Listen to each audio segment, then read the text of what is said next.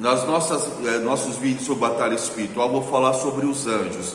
Nós não adoramos a anjos, nós não oramos a anjos, mas os anjos são ministros do Senhor, que trabalham a favor do Evangelho, daqueles que creem em Jesus. Quando foram prender Jesus, irmãos, Pedro pegou da sua espada e cortou a orelha do soldado, e Jesus lhe disse: Pedro, mete a tua espada na bainha, porque se eu orasse ao meu Pai, Ele me enviaria anjos para me salvar. E depois, quando ele foi apresentado a Pilatos, irmãos, e Pilatos disse: você não sabe que eu tenho poder para te soltar e para te matar? E Jesus disse: nenhum poder teria se dos altos céus não lhe fosse dado. E se eu rogasse ao meu Pai, Ele enviaria legiões de anjos aqui para me salvar. Então os anjos trabalham a favor daqueles que creem em Jesus e andam no Evangelho de Jesus Cristo. Nós não temos uma comunicação direta com os anjos, mas nós oramos, e nas batalhas os anjos são muito importantes e eles pelejam junto conosco. A Bíblia diz, irmãos, que Davi ia para a peleja, e o Senhor disse para Davi: Davi, você vai por trás do bosque das amoreiras, o outro exército é maior do que você, mas você só vai a partir do momento que você escutar o barulho de sandálias de ferro marchando sobre a sua cabeça. E Davi escutou o barulho, irmãos, e eram anjos do Senhor que estavam marchando junto para a batalha. Quando Elias, irmãos, Eliseu estavam cercados, Deus deu uma visão, entendeu? A Eliseu estava no alto do monte, irmãos, e foram centenas de homens cercar. E quando Geazi saiu para fora, Geazi viu aquela multidão e disse: Senhor, estamos cercados. E Eliseu saiu para fora e disse assim: Senhor, abre os olhos de Geazi, para que ele possa enxergar aquilo que eu enxergo. E quando Deus abriu os olhos de Geazi, irmãos, todo aquele monte estava cercado de anjos e carruagens de fogo, porque maior são aqueles que estão conosco do que aquele que está no mundo, entendeu? Deus dá ordem aos seus anjos para irem na batalha conosco, para nos guardarem, para nos dar livramento. A Bíblia diz que cada igreja tem um anjo, ao anjo que está na igreja. Então em cada igreja, irmãos, recebe um anjo. Esse anjo, ele é incumbido de guardar aquela igreja. Esse anjo, ele é incumbido, da parte da batalha espiritual. Mas o anjo, ele só age condicionado à nossa obediência e à nossa santidade, entendeu? Então, quando eu vou para uma batalha como igreja, os anjos do Senhor vão comigo, entendeu, irmãos? Como o Senhor enviou anjos lá em Sodoma e Gomorra para tirar a família de Ló, como o Senhor enviou anjo para falar com Gideão. A Bíblia diz, irmãos, que depois do batismo com o Espírito Santo, os homens começaram a ver os anjos. Pedro foi preso, irmãos. Pedro estava preso lá no cárcere, e a igreja orava por ele, clamava por ele, irmãos. Diz que de noite um anjo do Senhor entrou naquela cela, abriu as portas, acordou a Pedro e disse: Pedro, pega a tua capa e me segue. E Pedro achava que era uma visão, irmãos, mas quando Pedro viu, ele já estava fora da prisão, perto da sua casa, entendeu? Então os anjos cooperam na batalha espiritual. Por quê? A batalha, ela é espiritual. A nossa luta não é contra a carne, nem contra o sangue, mas somos contra hostes espirituais. Irmãos, existem os dominadores, existem os principados, potestades, dominadores. Há regiões na terra que são dominadas por demônios, entendeu? Cidades, bairros, lugares. Tem lugares, irmãos, que pertencem a demônios, Quando a igreja chega, a igreja toma aquele lugar. O mundo jaz no maligno. Então o mundo aqui, irmãos, ele está dividido, entendeu? Nós chegamos em lugares que o principado daquele lugar é tal demônio, o dominador daquele lugar é tal demônio. Mas quando nós chegamos como igreja de Jesus Cristo, irmãos, nós oramos e quebramos o poder daquele principado, daquela potestade, daquele dominador. Quando Paulo chegou em Éfeso, irmãos, Éfeso era o berço da idolatria a Diana. Então, irmãos, a entidade que dominava aquela cidade era um demônio que recebe o nome de Diana. Não existem demônio homem nem demônio mulher, irmãos. Existem títulos que são dados. Os demônios eles não têm sexo, irmãos, são como os anjos na prática, entendeu? Então não existe demônio feminino, demônio masculino. Existem a maneira que eles se identificam para enganar as pessoas. Então aquele demônio que estava na cidade de Éfeso se atendia pelo nome de Diana, a rainha dos céus, entendeu? E irmãos, quando Paulo chegou, Paulo começou a pregar contra aquela idolatria, contra a mentira, contra o engano, e as pessoas começaram a converter, a entender que Jesus Cristo era o Senhor, e que aqueles outros deuses não passavam de ídolos e demônios. Irmãos, só que aquele principado se levantou contra o apóstolo Paulo para o derrubar, e incitou várias pessoas. Por quê? A adoração naquele lugar era ligada à idolatria, era um espírito de idolatria, e aquele demônio incitou as pessoas, e as pessoas começaram a apedrejar Paulo, surraram Paulo e jogaram Paulo para fora da cidade, pensando que Paulo havia morrido. Irmão, sabe o que aconteceu? Na mesma hora, Paulo se levantou pelo Espírito Santo e continuou a sua jornada. Passado algum tempo, aquela cidade caiu, irmãos, caiu o principado, a potestades, entendeu? E aí o evangelho cresceu. Quando nós chegamos num lugar, numa igreja, por exemplo, aqui na Vila Palmeiras, na região da freguesia do Ó, onde nós temos a nossa igreja, aqui era considerado, irmãos, como um cemitério de igreja evangélica. Igreja evangélica aqui nesse bairro não vai, ou não ia, né, irmãos? Tem uma Assembleia de Deus, tem uma outra, mas a maioria das igrejas fechavam. A Assembleia de Deus está permanecendo mais tempo, né? E a nossa faz 7 anos que está aqui, graças a Deus, no nome de Jesus. Fomos plantados pelo Senhor e vamos permanecer. E irmãos, porque aqui é um lugar de muito umbanda, entendeu? Muito umbanda e catolicismo, entendeu? Então há uma resistência ao evangelho. As igrejas sempre fecham, irmãos. Sempre vi igreja abrindo e fechando esse lugar. E quando eu vou para os bairros em volta, irmãos, eu fico até impressionado que é uma igreja do lado da outra, né? Várias denominações, graças a Deus por isso, mas aqui não vai. Então, irmãos, havia uma resistência nesse lugar. Eu vou contar uma história aqui, irmãos. Se edificou uma igreja católica aqui.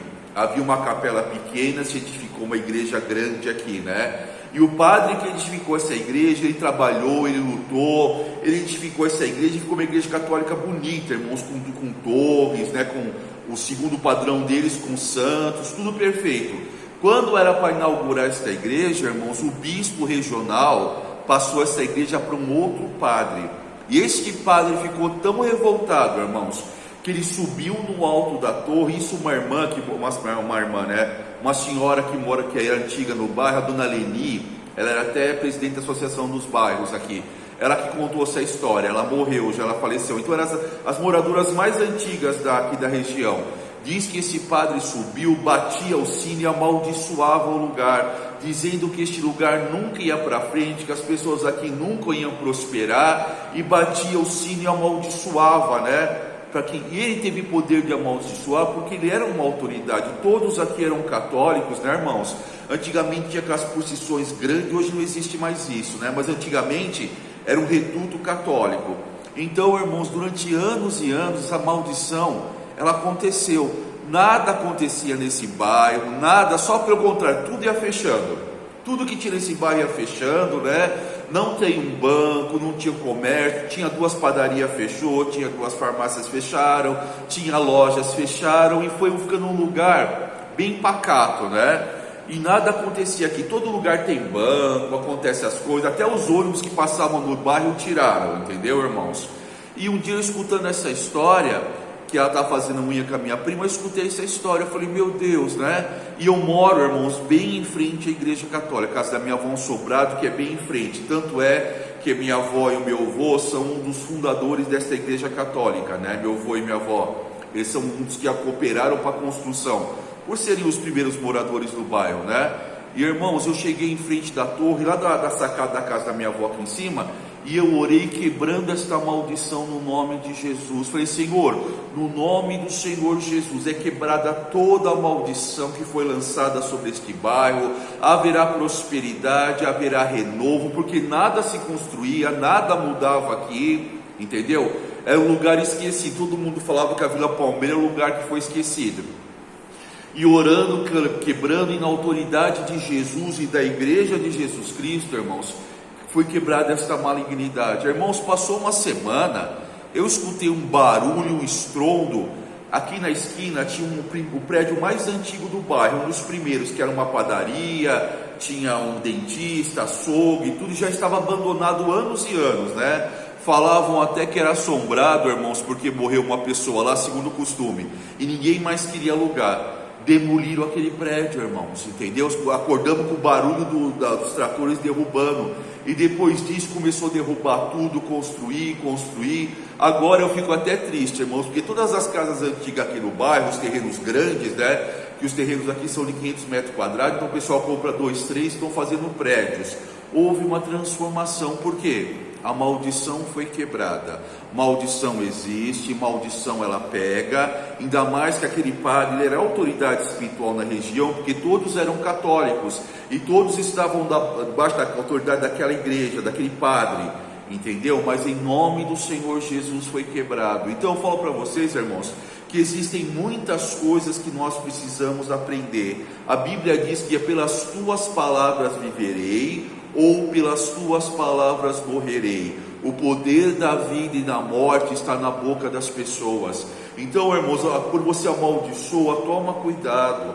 Melhor você abençoa o teu filho, abençoa a tua casa, abençoa a tua vida. Toma cuidado com as palavras que você profere, entendeu? Porque eu vou falar um ditado, irmãos, que ele até cabe nessa pregação. As paredes têm ouvido. Há muitas situações espirituais que tem que ser quebradas no nome do Senhor Jesus, entendeu, irmãos? Depois disso, esse bairro está se transformando, entendeu? Porque foi quebrada a maldição. A Bíblia diz, irmãos, porque a Jericó era maldita, entendeu?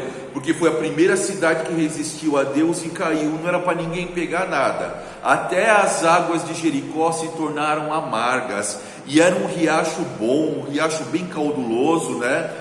E um dia chegaram para o profeta Eliseu e disseram: profeta, esse rio é um rio que tem muita água, mas as suas águas são tão amargosas que não serve nem para irrigação, nem para os animais beber.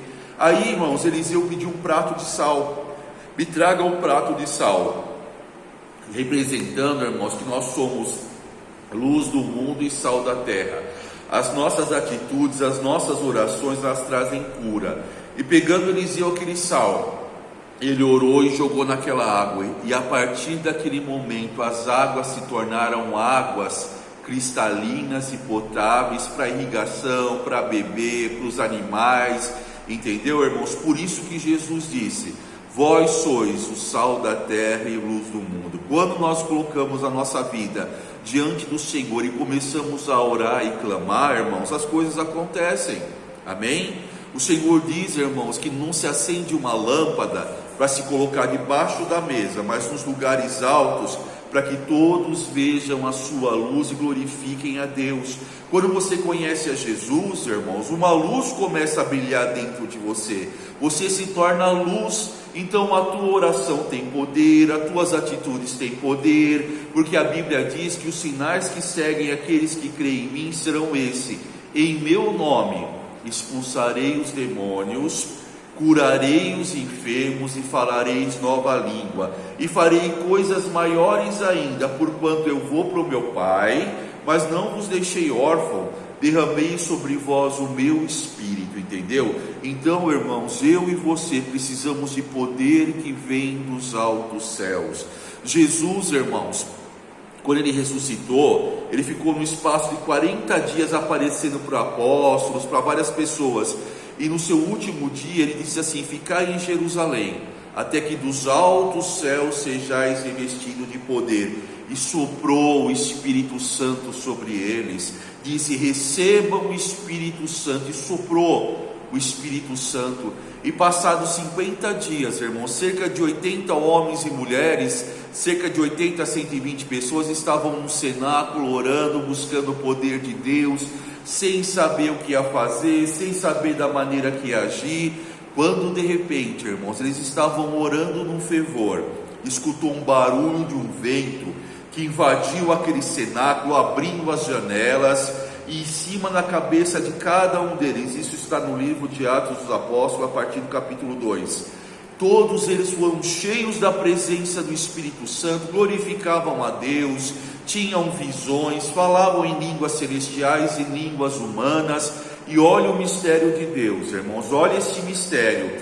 Quando Pedro foi pregar lá em Jerusalém, Jerusalém era uma cidade cosmopolita, tinha gente do mundo inteiro, de Roma, da Grécia, da Arábia, da Índia, da Ásia, de todos os lugares do mundo, irmãos, porque era um centro de comércio, né? As pessoas iam comprar produtos ali. E Pedro começou a pregar, e cada um ouvia na sua língua nativa. Olha que mistério de Deus, irmãos. Pedro pregando, cada um ouvia na sua própria língua, e todos começaram a louvar e glorificar a Deus. Isso é poder de Deus que vem e transforma a nossa vida.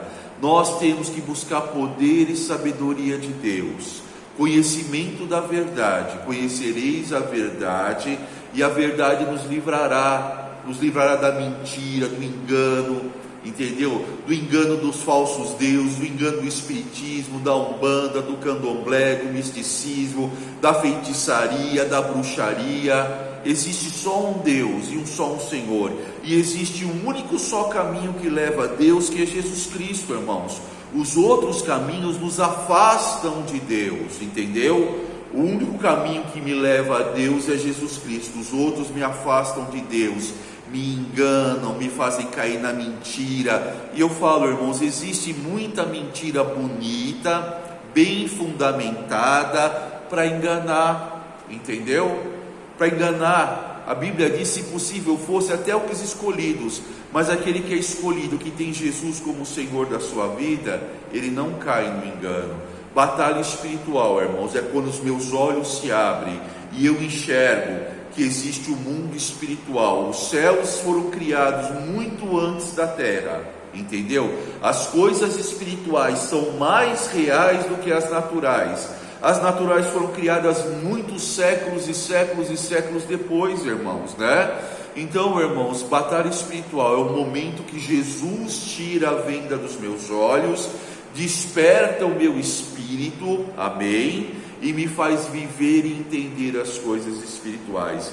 Deus dá ordem aos seus anjos para que nos ajudem na batalha, entendeu? Quando eu vou orar para alguém, irmãos, eu falo: Senhor, no nome de Jesus, envia os teus anjos, cerca este lugar, nos livra do mal, põe o teu anjo para nos guardar. Você entendeu? E, irmãos, são tantos livramentos na nossa vida que eu acho que só no dia do juízo final nós vamos saber de tudo que Deus fez por nós. E tem muitas coisas que Deus quer nos mostrar, como o Senhor diz: pelo tempo que vocês estão na igreja e conhecem o Evangelho, vocês deveriam ser mestres na palavra, mas por enquanto eu não posso te mostrar as coisas que eu quero mostrar, porque vocês estão ainda nas primeiras coisas, entendeu? Temos que avançar, nos esforçar para entender mais e mais de Deus, amém?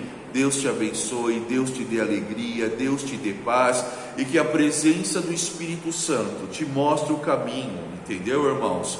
Maior é aquele que está conosco do que aquele que está no mundo.